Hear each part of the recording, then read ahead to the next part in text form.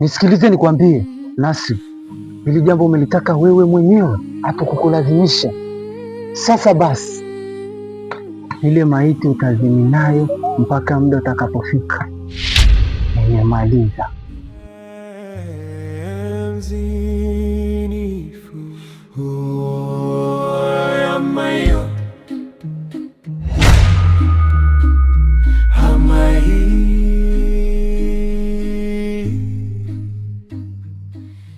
Hata mimi mwenyewe inaniuma kwa sababu mimi yule mdogo wangu, shemeji yangu, inaniuma sana. Yaani unavyoongea hivyo nazidi kunitia simanzi shemeji yangu. Sawa shemeji, nimekuelewa, lakini Mungu kanionea sana. Naja kuonea shemeji yangu. Sawa.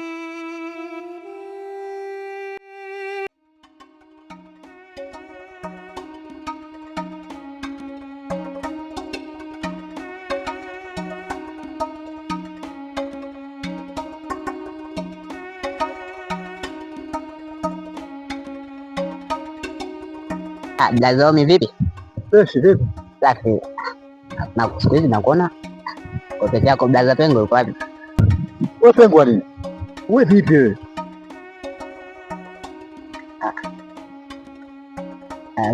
Basi hapo sasa hivi shemeji yuko wapi? Sikoni naye.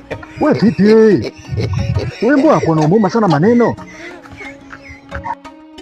Nani ya samani? Samani. Alafu wewe sikiliza wewe.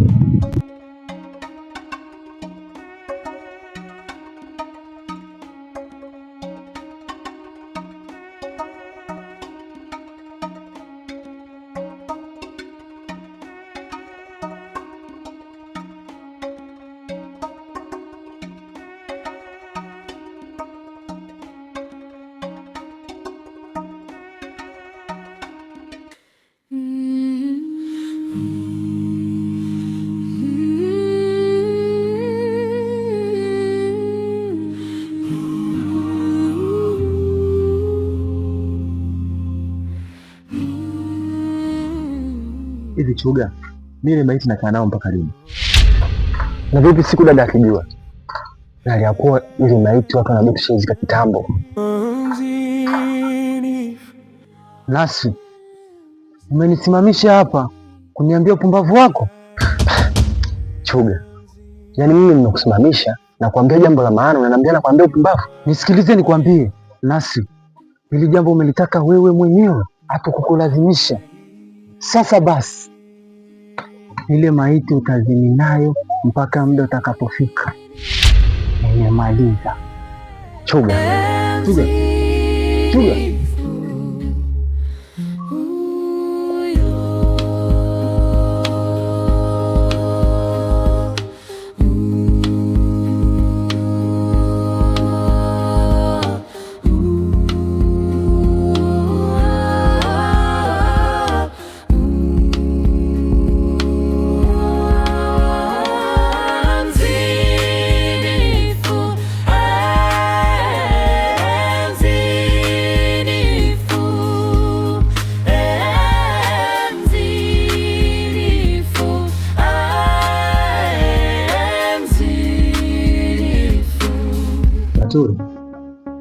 Ni muda sasa mpenzi wangu, hadi nimekumisi mwanzo.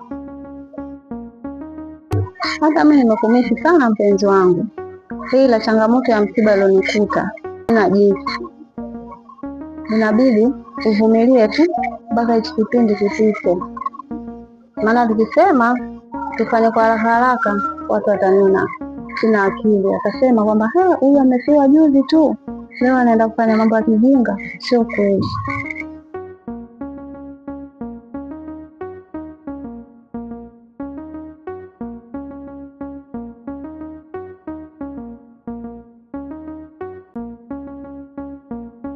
Vipi mzee? Najua hii sura sio ngeni kwako, na nasikia maneno mengi huko mtaani. Sasa basi nisikilize nikwambie tena, kamwambie na mwenzio, nikija kuyasikia nitawafumba midomo yenu.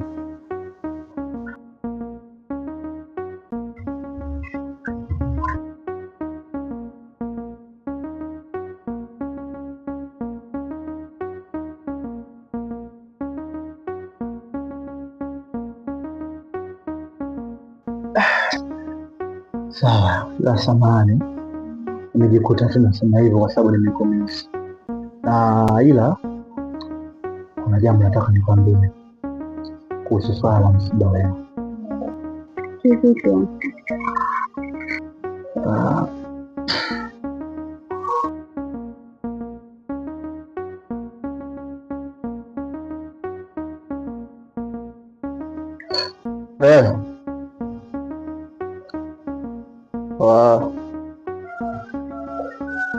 Sawa sawa sawa, hamna shida.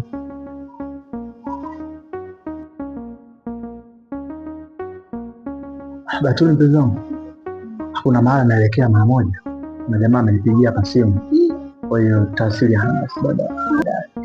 Sawa, hamna shida.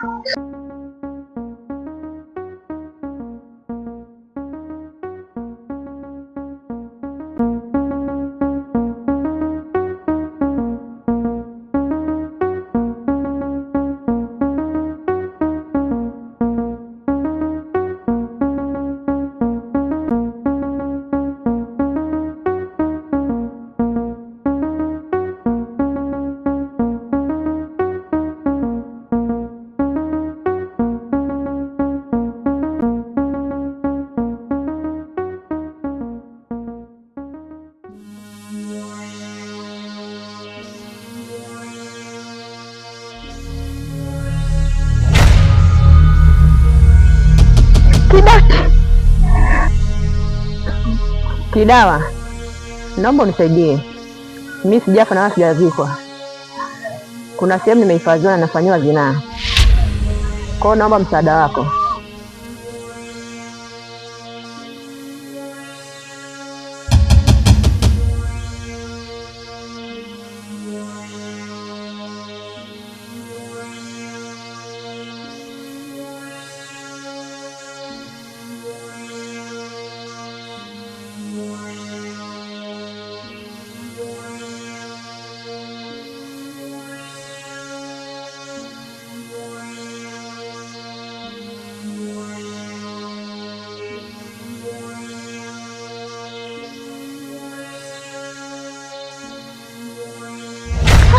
Vipi dada?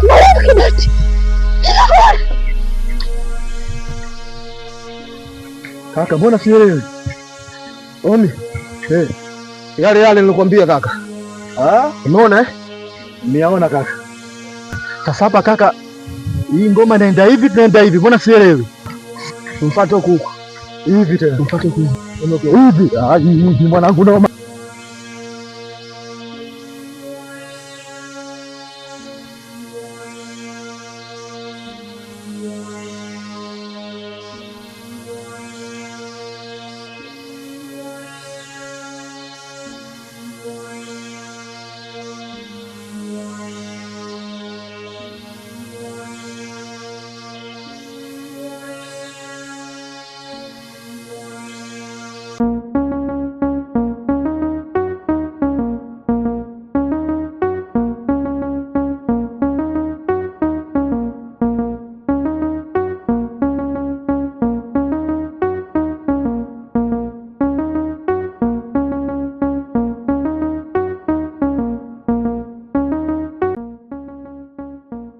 Ila usijali, nitakuwa sawa.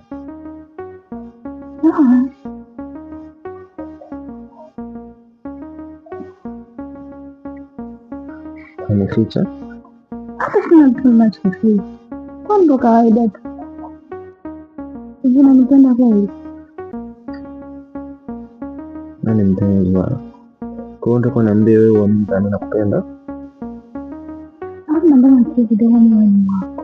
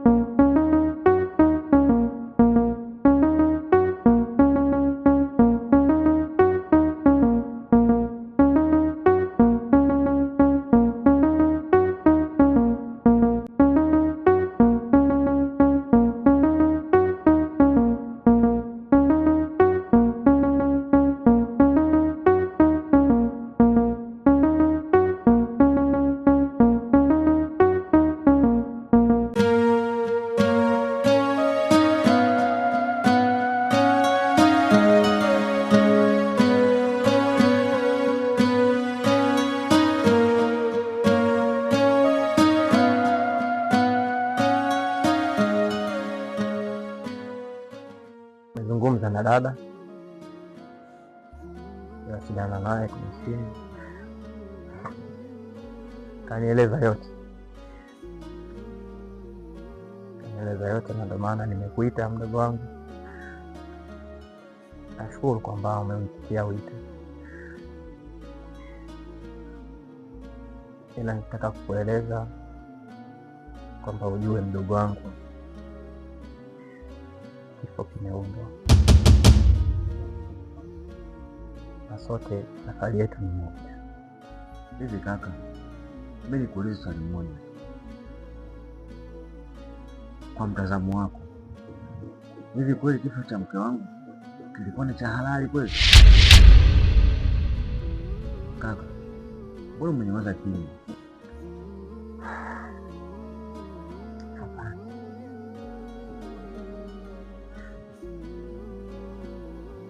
Kifo ni kifo tu mdogo wangu, hivyo hivyo.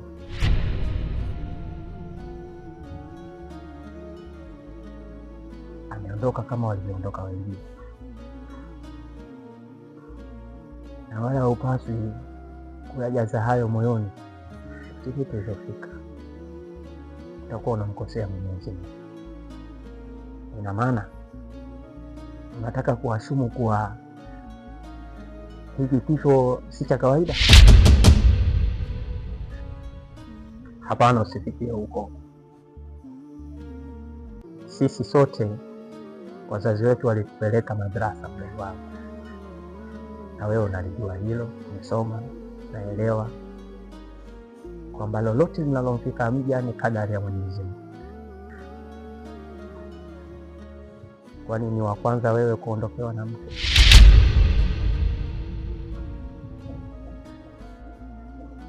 Naomba urudi nyuma mdogo wangu. Lakini kaka, inaniuma sana. Nilimpenda sana mke wangu. Pole mdogo wangu, najua inakuuma, hata mimi pia inaniuma, lakini elewa kuwa Mungu ndio aliyemchukua. Wewe cha kufanya ni kumwombea dua huko alipo, apumzike salama. Kuwa na amani mdogo wangu, uone unajitesa. Sawa, mimi nimekuelewa kaka. Nashukuru kwa kunielewa mdogo wangu.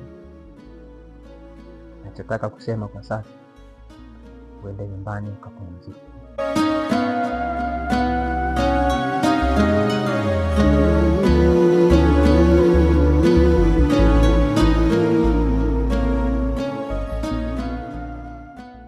Najua anaumia sana mdogo wangu kuhusu kifo cha mke wake. Ni kweli si kifo cha kawaida, kina utata ndani yake, ila sitakwambia kwa sasa mdogo wangu. Ngoja nifuatilie nijue mwanzo wake mpaka mwisho wake.